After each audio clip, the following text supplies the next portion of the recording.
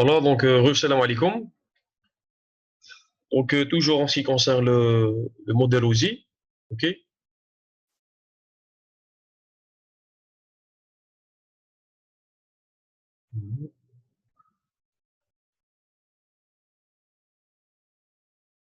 Donc, voilà, je disais que c'est un modèle standardisé constitué de 7 couches, OK? Donc, il constitue donc un langage universel euh, en réseau informatique pour comprendre les communications en réseau informatique.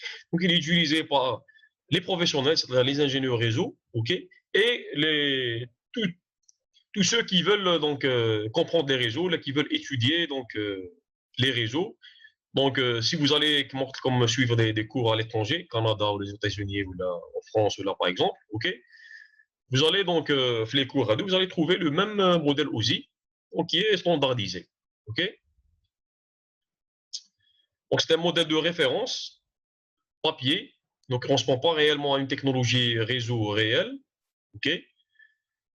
Donc, c'est un modèle de référence. Il n'est pas spécifique à une technologie bien définie. Non, il est donc général. OK? Donc, il est pédagogique.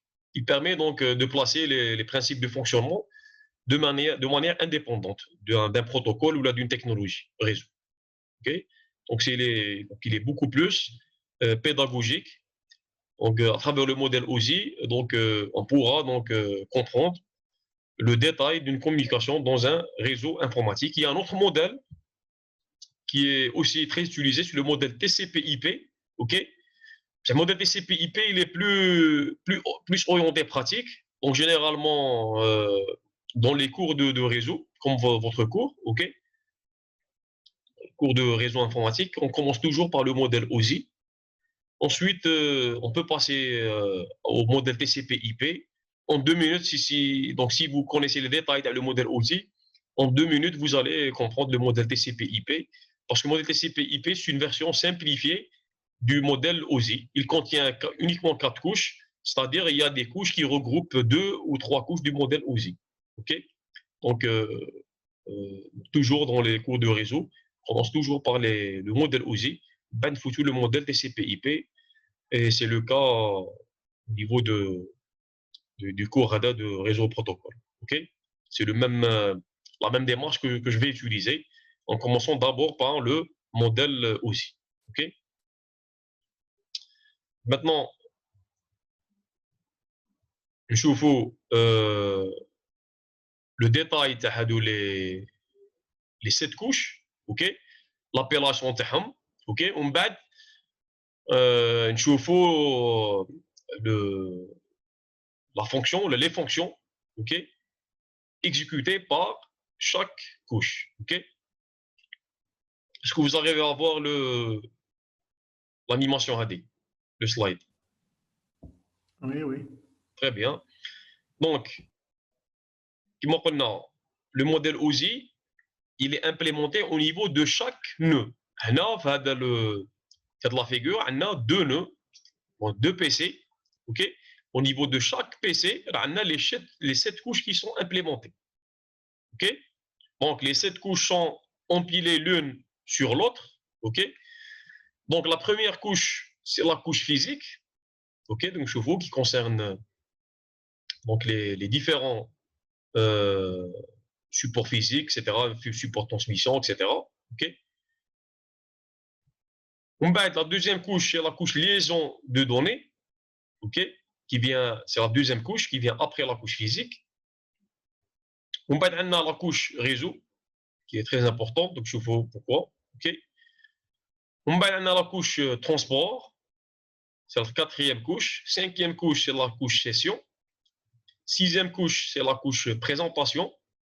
Et la septième couche et la dernière couche, c'est la couche application. OK? Donc, là, vous remarquez que la couche physique, elle est donc reliée directement au support de transmission physique. OK? Et la couche application, OK?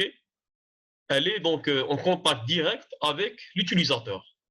L'utilisateur du nœud, c'est-à-dire du PC ou de la tablette ou du smartphone, etc., à travers son application. OK?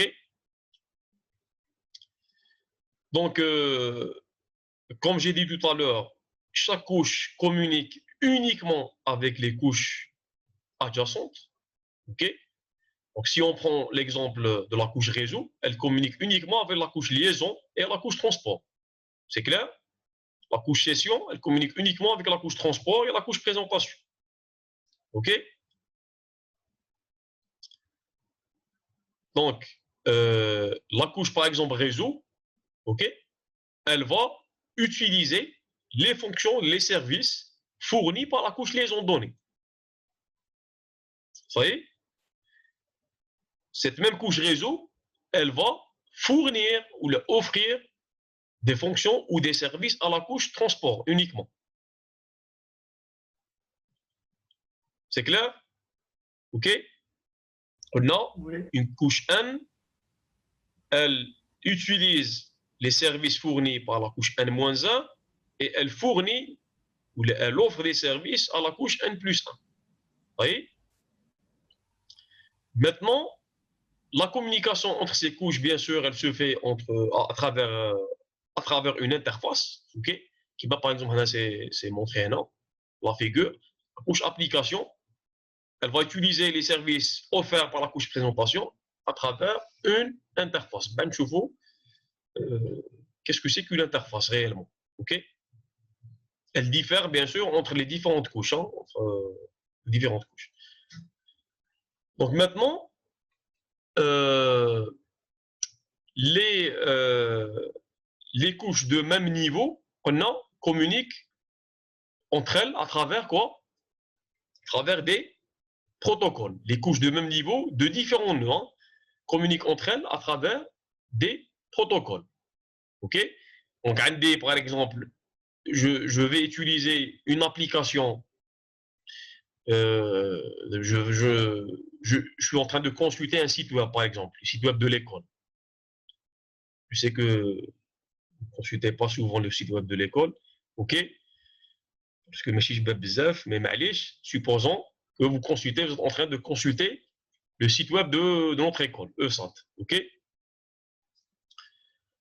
Là, vous êtes en train d'utiliser le protocole HTTP.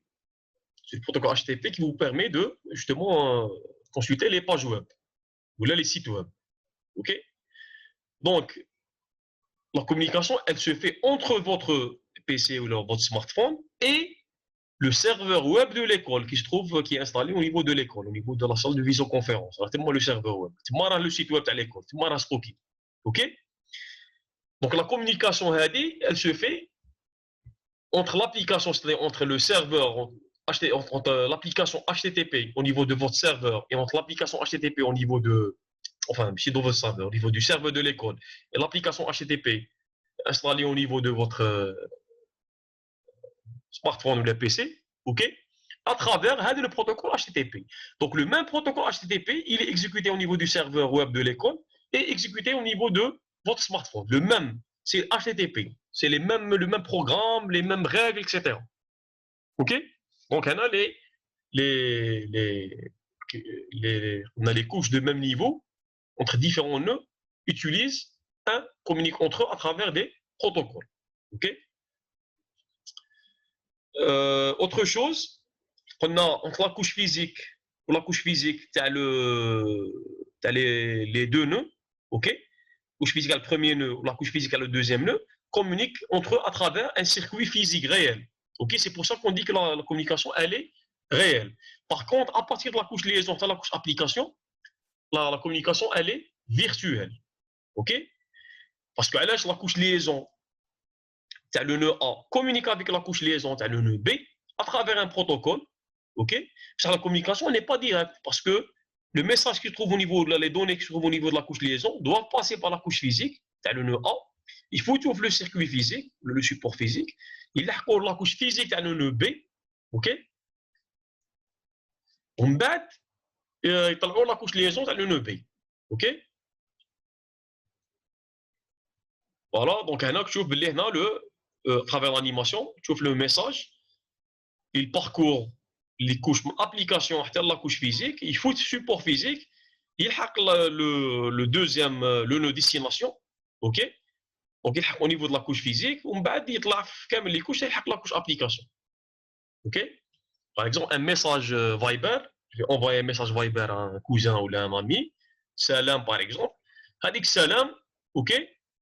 Hadik c'est un message, il va transiter à travers les différentes couches, le smartphone. Il faut le circuit physique, plusieurs liens physiques, ça dépend, parfois des liens téléphoniques, parfois de la fibre optique, etc. Il hack donc la destination le, avec celui enfin, avec qui je suis en train de communiquer. OK? Il hack au niveau de la couche physique, c'est-à-dire il hack à travers la 4 réseaux تاعو, soit 4 réseaux Wi-Fi ou la filaire ou la, ça dépend. OK? Le message va être décodé au niveau de chaque couche, باش يحق la couche application ويعاود هو يشوف سلام. OK? Que j'ai le message d'origine que j'ai envoyé. Vous voyez? Donc maintenant, qu'est-ce qu'on va faire? On va détailler le rôle de chaque couche, OK? Parfois, une couche réseau, par exemple, la couche réseau, la plus compliquée, la plus importante, parfois, on faire 4 séances ou là, OK? Uniquement pour la couche réseau. Je te fais le routage, etc. OK? Chaque couche, on va détailler son fonctionnement, OK? À la fin, OK? هذاك السلام اللي نهضر عليه دروك سلام الفايبر تاع notre correspondant, OK? نفهموا réellement هذاك السلام كيفاش الحق la destination. Donc on a exécuté plusieurs opérations, les opérations كامل كنا نفهموهم étape par étape. OK? Voilà. Donc maintenant je vais donc donner le rôle en détail, le rôle de chaque couche, OK, du modèle OSI. Ça y est, on bat. Ensuite, on aura un chapitre pour chaque couche, donc chaque couche avec plus de détails. Donc la couche physique, première couche, OK. Donc le rôle TAHA, le défi principal à travers la couche physique, c'est de transmettre des informations qui sont de nature binaire, numérique, OK, sur un support de transmission qui est analogique. C'est ça le défi de la couche physique. C'est comment convertir ces informations ou ces données numériques, c'est-à-dire binaires, en quelque chose d'analogique, c'est-à-dire des signaux, un signal électrique ou un signal hertzien, etc. Ou un signal lumineux, la fibre optique, etc. OK? Donc c'est ça le rôle principal de la couche physique. C'est comment donc transmettre les informations de nature binaire sur un support, OK, de communication qui est analogique. Vous voyez? Donc elle est en contact direct avec le support de transmission. Vous voyez? L'unité d'échange, c'est important. Au niveau de chaque couche, on va préciser une unité d'échange. L'unité d'échange au niveau de la couche physique, c'est le bit. La couche physique, mais tu fais un message fait plusieurs bits, des centaines de milliers de bits, OK, des milliers d'octets, c'est-à-dire des milliers de bits, OK. Donc la couche physique, c'est uniquement, le bit 1 ou 0, elle va le coder pour le transmettre sur le support physique. OK, parce que ما تفهمش ال 1 مع 0, ال 1 après 0, après le 1, après 0, qu'est-ce qu'il signifie? OK? Donc il y a, tu ouvres l'information, le message, ou la trame, tu ouvres uniquement sous forme de bits. OK? 1 ou le 0. Donc 1, on a une méthode pour coder le 1 ou on a une méthode pour coder le 0. Vous voyez? Donc toujours, on se rappelle, raisonnement d'ingénieur, on va subdiviser le problème en plusieurs sous-problèmes. Donc la couche physique, on ne va pas la surcharger. OK? Donc, déjà le fait de coder le 0 ou le 1 sous forme d'un signal analogique, donc c'est déjà beaucoup. Donc la couche physique, elle fait uniquement ça. OK? On ne va pas lui rajouter d'autres fonctions pour la surcharger. OK? Donc la couche physique, on va parler de différents supports physiques, support de transmission. On chauffe la paire torsadée, la fibre optique, et le plus important, c'est comment coder, OK, les bits binaires, OK, en code pour qu'on puisse les transmettre sur les supports analogiques. OK. Donc maintenant, la deuxième couche, c'est la couche liaison données. OK. Donc, l'unité d'échange au niveau de la couche liaison donnée, c'est la trame. Donc, qui qu'on a la couche liaison donnée, on a la trame. Qui a la couche physique, on a le bit. Qui a la couche réseau, donc c'est le paquet. La couche transport, c'est le segment. Vous voyez? Donc, il faut bien être d'accord. C'est sur les termes à utiliser. Tout ça, c'est des protocoles entre nous, ok, pour bien se comprendre entre nous, ok. Et la même chose qui marque comme les autres cours étrangers ou là, entre ingénieurs. C'est la même communication, ok. C'est des standards à utiliser. Voilà. Donc l'unité d'échange au niveau de la couche liaison de données, c'est la trame. C'est quelques centaines ou quelques milliers d'octets, ok. Donc, le rôle principal de la couche liaison de données, c'est justement d'établir ou là de construire ou là de formater les trames. Ok. Mais maintenant, au niveau du trame, on dit le début et la fin d'une trame. Parce que je peux envoyer au destinataire plusieurs trames. Ça, il doit savoir, le destinataire, le destinataire, il doit connaître la première trame, on perd la deuxième trame. Parce que c'est un flux de bits qu'il va recevoir. Donc, le destinataire, il doit connaître à quel moment commence la première trame et quel moment elle se termine, à quel niveau elle se termine, à quel niveau commence la deuxième trame et à quel niveau se termine, etc. Ok. Donc, il faut prévoir des mécanismes de début et de fin de trame, ce qu'on appelle la synchronisation.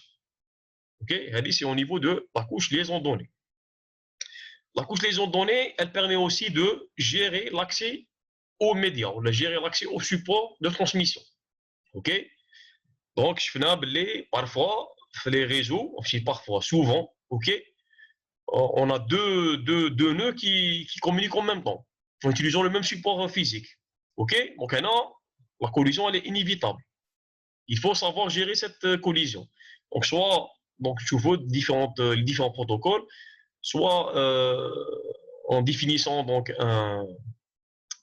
une méthode pour que deux nœuds ne peuvent pas communiquer en même temps, soit on laisse les nœuds communiquer s'il y a une collision, donc on doit gérer cette collision, ok. Tout ça s'appelle la gestion de l'accès aux médias, ok.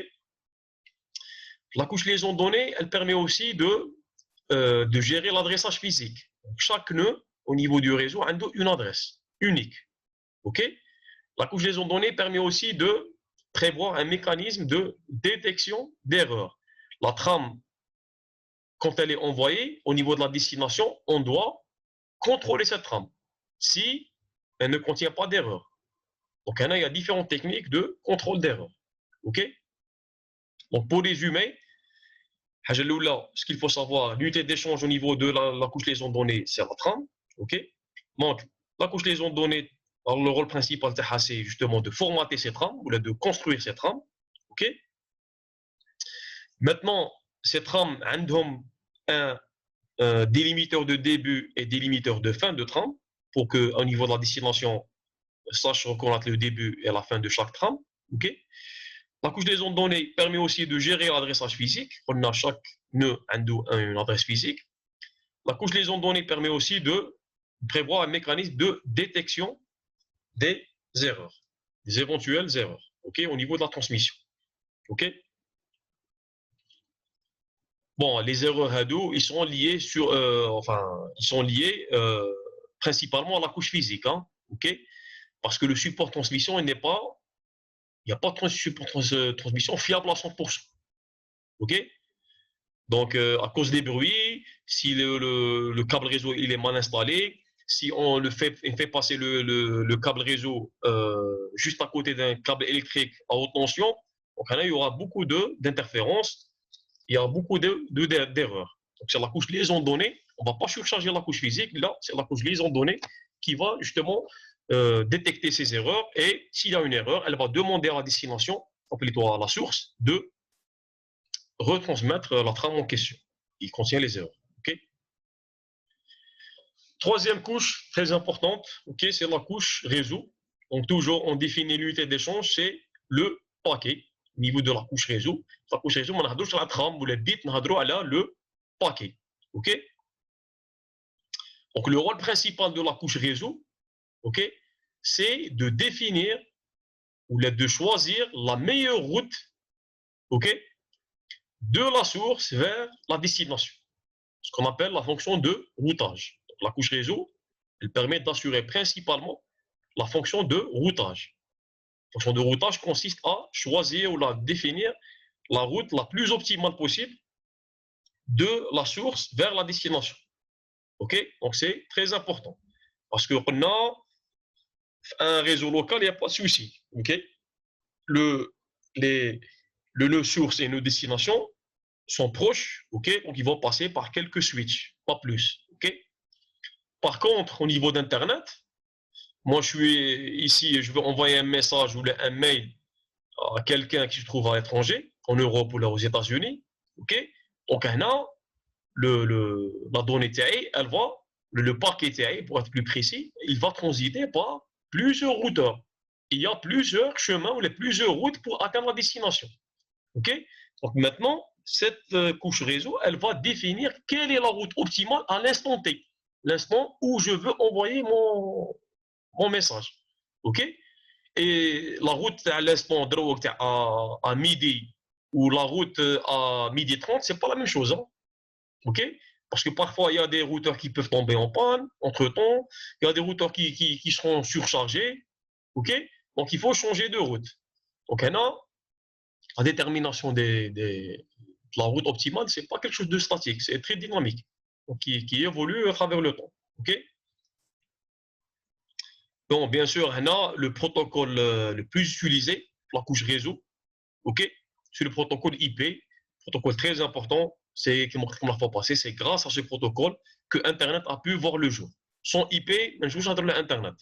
Ok, c'est le protocole charnière central d'Internet.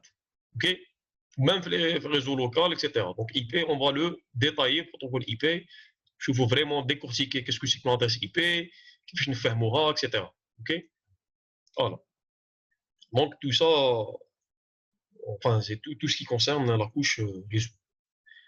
Donc on passe maintenant à la couche transport. Donc c'est la quatrième couche au niveau du modèle OSI. Donc c'est une couche intermédiaire entre les trois couches inférieures qui sont orientées transmission, okay, qui sont plus proches du matériel, et donc intermédiaire entre les trois couches inférieures et les couches supérieures orientées traitement, l'application. Okay. Donc elles se trouvent entre ces deux parties. Okay. Donc l'unité d'échange, c'est très important au niveau de la couche transport, c'est le segment. Au niveau de la couche transport, on parle de segment. Okay. Au niveau de la couche réseau, qui maintenant on parle de paquet. Au niveau de la couche liaison données, c'est les trams. Au niveau de la couche physique, c'est les bits. Okay. Donc la couche transport, le rôle principal, c'est le découpage du message ou les données qui viennent des couches supérieures. Elle va les découper en plusieurs segments. Ok. Donc ces segments vont être numérotés. Ça, c'est important. Ok. Chaque segment va être numéroté. Ça y est, la numérotation est importante. Parce que parfois, la couche réseau, je peux utiliser une route pour transporter le segment. Un autre segment, je vais utiliser une autre route. Par exemple, le segment 2, ou là, par exemple, le segment 5, par exemple, une donnée, un fichier, par exemple, assez volumineux, par exemple, fait une centaine de segments. Possible que le segment 5, il arrive à la destination avant le segment 1. Pourquoi? Parce que le segment 5, il a emprunté une route plus rapide que le segment 1. C'est maintenant au niveau de la destination, pour reconstituer le fichier d'origine, on doit, bien sûr, respecter l'ordre. OK? Segment 1, BAT 2, BAT 3, etc. Donc, sans la numérotation, à destination, le destinataire, OK, ne pourra pas donc, pouvoir justement classer ces différents segments. OK? Donc, la couche transport, elle va segmenter les données qui viennent de la couche, des couches supérieures en plusieurs segments. Chaque segment est numéroté. OK? La couche transport permet aussi d'assurer la gestion ou la qualité de service. Okay. Donc, quelques protocoles, la couche transport, qui met le protocole de TCP, le chauffeur. Okay. il utilise le mécanisme d'accusé de réception. Donc, chaque segment qui est envoyé, ok, une fois qu'il est reçu, le destinataire doit envoyer un accusé de réception. Comme ça, la source, ok, saura que le segment a été bien reçu par la destination. Si après un certain temps, l'accusé de réception n'arrive pas, ok, n'est pas reçu, donc la destination, elle est obligée, plutôt la source, elle est obligée de retransmettre le segment en question. Ok. Donc les protocoles les plus utilisés au niveau de la couche transport, c'est les protocoles TCP et UDP. Ça y est, donc je vous forme aussi en détail. Ok. Bon, la couche session, le rôle THA, il est donc assez basique, c'est assez simple. Donc elle permet d'établir, ok, d'initier, c'est-à-dire d'établir, de gérer et de terminer les sessions, ok, entre applications. Bon, là, ça y est, les couches session, présentation, application, c'est des couches qui manquent en supérieur orientées application, ok. Donc maintenant, qu'est-ce que c'est qu'une session? Parce qu'on a la couche session, elle permet de gérer, de terminer et d'initier des sessions. Maintenant, qu'est-ce que c'est qu'une session? Okay. Quand j'ouvre mon compte email, Gmail par exemple, ça veut dire que j'ai ouvert une session Gmail. OK? Ou là, actuellement, c'est une session Google. Parce que là, Google a fait plusieurs services. Fait Gmail, fait YouTube, fait Drive, OK, Google Drive, etc. OK? Comme les services sont liés à Google et sont liés à un seul compte Google. OK? Donc, une fois le compte à Google, OK?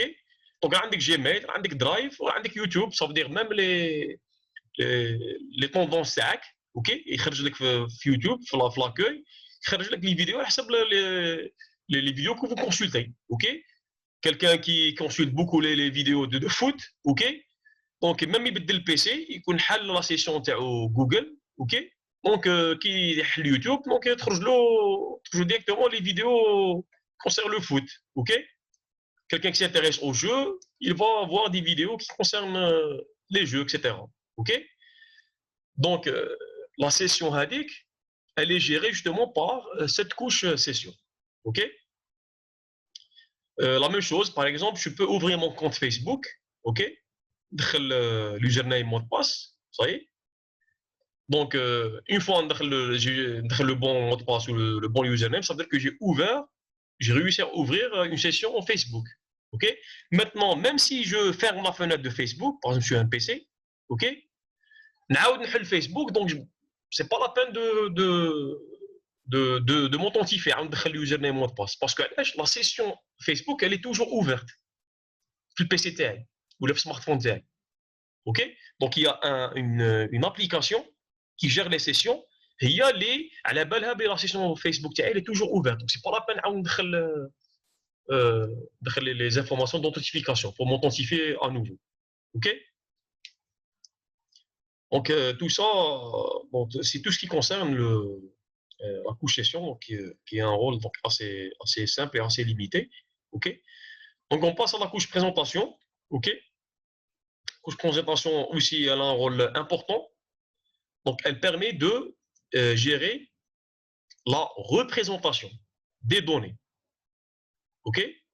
Des données échangées entre les applications ou entre les équipements de différentes natures. OK? Donc là, je suis en train d'utiliser Viber en textuel. OK? Donc, je suis en train de taper du texte. Avec le texte, doit être codé en binaire. Il va être codé en binaire au niveau de la couche présentation. Maintenant, je suis en train de regarder une vidéo sur YouTube. OK, la donnée, c'est quoi? C'est de la vidéo.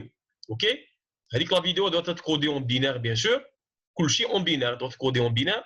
La couche présentation. OK? Je suis en train d'écouter un podcast sur radio ou là, une musique. OK? Donc, avec le fichier sonore avec, ou la donnée sonore doit être aussi codée en binaire. Donc, c'est la couche présentation qui est chargée du codage ou de la représentation des données de différents types. Textuel, sonore, vidéo, etc. OK? Donc, la couche présentation, elle permet aussi d'assurer éventuellement le rôle la fonction de cryptage des données. OK? Actuellement, avec développement des stratégies de sécurité avec surtout la sensibilité des données. Toutes les applications cryptent leurs données avant de les envoyer sur le réseau. Ça, c'est important. Parce que maintenant, la communication n'est pas directe. Le paquet TAE, okay, ou la donnée TAE, est fout par plusieurs routeurs, par plusieurs sous-réseaux, etc. Donc, il peut y avoir un pirate intermédiaire qui peut intercepter les différents paquets. Okay. S'ils sont cryptés, donc il aura plus de difficultés à décrypter les données, surtout les données sensibles, okay, comme les mails, etc. Okay, ou les fichiers sensibles des entreprises, etc. Okay. Donc, c'est au niveau de la couche présentation qu'on peut assurer cette fonction de cryptage. Et au niveau de la source, on va faire le cryptage. Au niveau de la destination, bien sûr, on va faire le décryptage. OK. Entre la source et la destination doivent avoir les mêmes applications pour pouvoir avoir la bonne clé de décryptage. OK. Autre chose, autre fonction aussi importante qui peut être assurée par la couche présentation, c'est la compression des données. Compression des données, c'est-à-dire réduire la taille des données. Qui m'a le logiciel WinZip, ok. Donc on a un fichier, donc on va l'archiver avec WinZip, ok. Donc, tu fais par exemple qu'il fait 10 mégas, il les fait, ça dépend, bon, ça dépend de la nature du fichier. Il les fait par exemple 8 mégas ou les 5 mégas ou la, ok. La même chose aussi YouTube. YouTube, serveur YouTube, on a fait des vidéos, ok. Des vidéos en HD. Donc HD, donc c'est la taille de la vidéo, elle est assez importante, ok. Au serveur de YouTube, il va pas vous transmettre la vidéo originale. Non, il va d'abord compresser la vidéo, ok.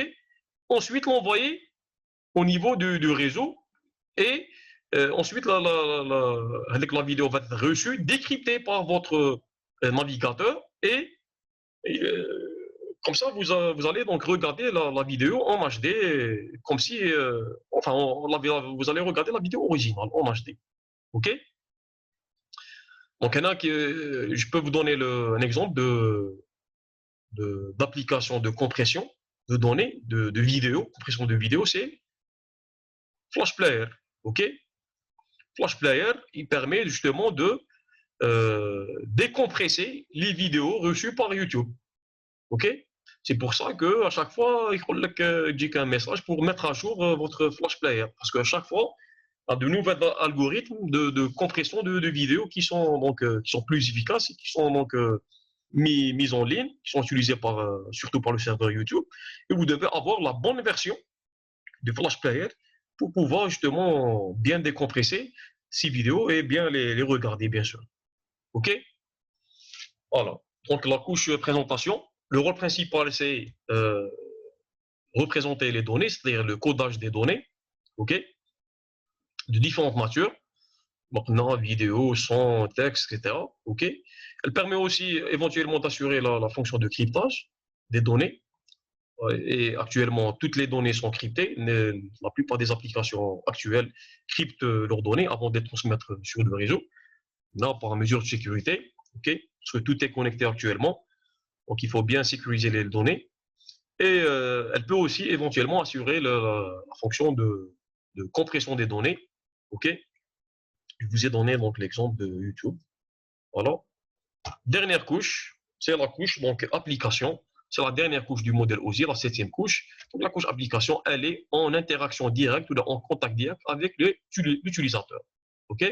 Donc, ça concerne toutes les applications réseau. On a les applications réseau qui sont utilisées sur Internet ou là en réseau. OK. Les applications, si on va donner les exemples, applications réseau, c'est les navigateurs Google Chrome, Mozilla Firefox, Internet Explorer, OK. Les clients de messagerie type Viber, WhatsApp, etc. Les clients de mail, OK. Gmail, Yahoo Mail, etc. On peut citer aussi les télécharger ou les fichiers en peer-to-peer, par exemple les torrents, donc MuTorrent, etc. OK. Donc, les applications utilisent des protocoles de la couche application, OK, ils sont très célèbres. Par exemple, les navigateurs utilisent le protocole HTTP pour naviguer, pour consulter les différents sites web. OK. Pour le transfert du fichier, on peut utiliser le FTP. OK. Ou là, avec le peer-to-peer, maintenant, on peut utiliser le torrent. OK. Pour l'envoi des mails, on utilise le protocole SMTP, etc. OK. Donc, on aura l'occasion de voir pas tous les protocoles, mais les protocoles au niveau de chaque couche, les protocoles les plus célèbres, OK, ou les plus utilisés. OK. Donc voilà. Donc c'était donc j'ai donné donc le rôle de chaque couche, OK. Chaque couche des 7 couches du modèle OSI, OK. Donc comme j'ai dit, chaque couche, on va consacrer un chapitre pour chaque couche, ok, surtout pour les couches les plus basses, les homophysiques, liaisons de données et réseaux, ok. Couche physique, peut-être qu'on va faire une séance ou une séance et demie. Couche liaison de données, 2 séances. Couche réseau, on fait peut-être de 4 à 5 séances parce que il y a beaucoup de techniques, beaucoup de notions, fonction de routage qui est donc très importante, ok. Couche transport en Choufoura avec la couche application, une séance, ok.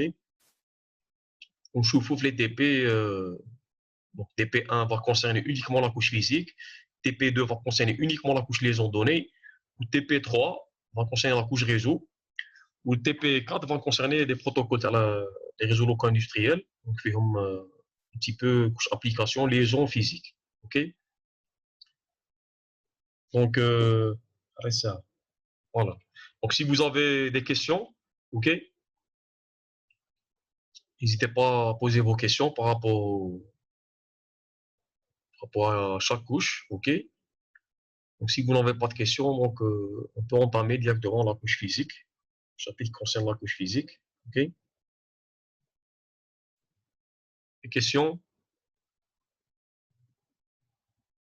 Monsieur, Oui. est-ce que vous pouvez nous éclaircir un peu plus sur les trames? Les trames, on va les voir en détail, le chapitre, chapitre liaison de données, légèrement de la couche physique. D'accord. Ok. Donc on va voir la trame, comment euh, elle est constituée de plusieurs champs, ok, où chaque champ a une signification particulière, ok, bien déterminée.